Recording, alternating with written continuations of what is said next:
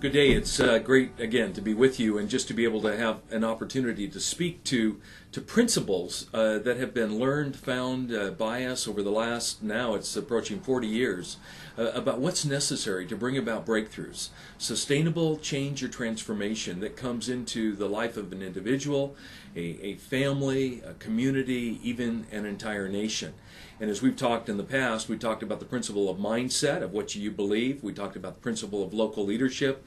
And now one of the other principles that we've seen is the principle of unity or partnership, that communities must build trust. That for there to be real sustainable growth and change, you have to build trust in a community. Consequently, many times projects and initiatives always fail, or they come undermined because you haven't built relational trust. If you foster relationships, if people begin to trust one another, they realize as well that there are a diversity of skills, abilities, gifts. There are spheres of influence represented by the diverse configuration of the people and organizations present in a local community. And so again, if you're going to move forward, you have to build a process whereby you're fostering relational trust.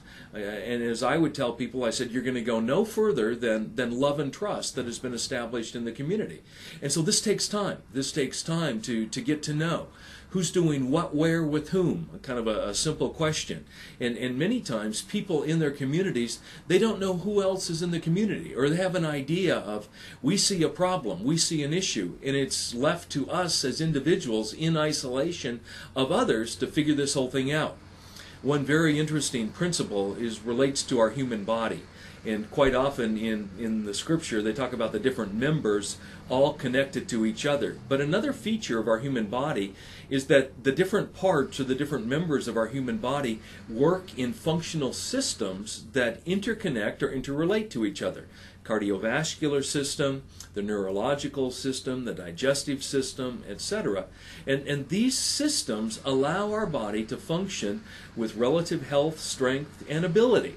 And if a system breaks down, then the body will, in an appreciable, significant way, break down. The same thing is true in a community.